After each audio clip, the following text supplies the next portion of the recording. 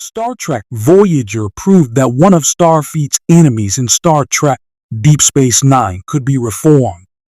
Star Trek Deep Space Nine's Maquis were a guerrilla resistance group started by civilians whose homes had been annexed by the Cardassians and disillusioned former Starfleet officers.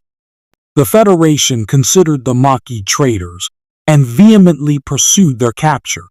DS9’s Captain Benjamin Sisko, Avery Brooks, had a particularly difficult time with Starfleet officer turned Maquis fighter Michael Eddington, Kenneth Marshall, and infamously resorted to poisoning the atmosphere of Eddington's safe haven in order to draw him out.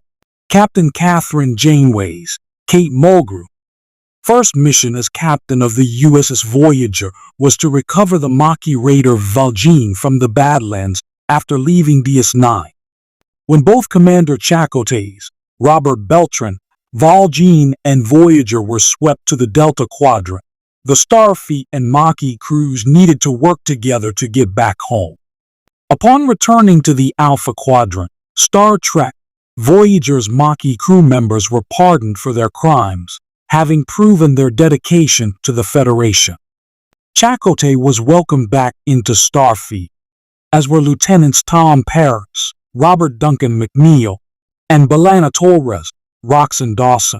In Star Trek Lower Decks Season 5, Episode 6 of Gods and Angles, Ensign Ali Seba Homayun is a recent transfer to the USS Cerritos from the USS Reseda.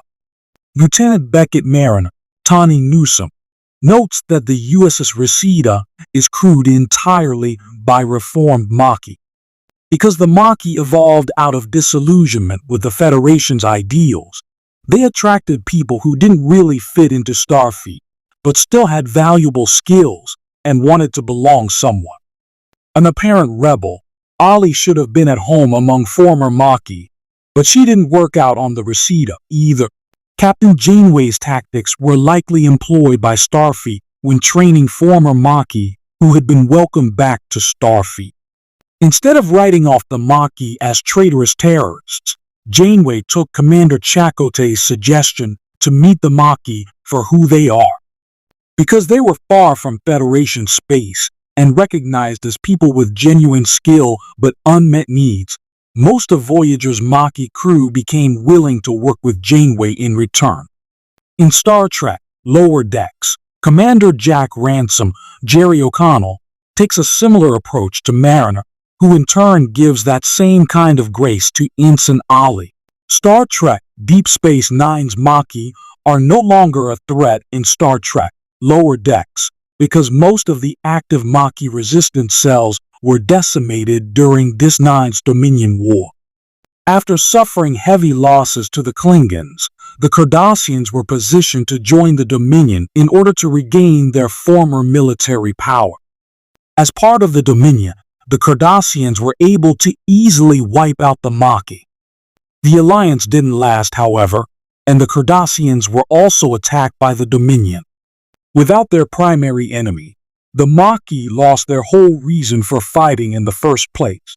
At the end of the Dominion War, the only surviving Maquis had either managed to evade the Dominion or served on the USS Voyager.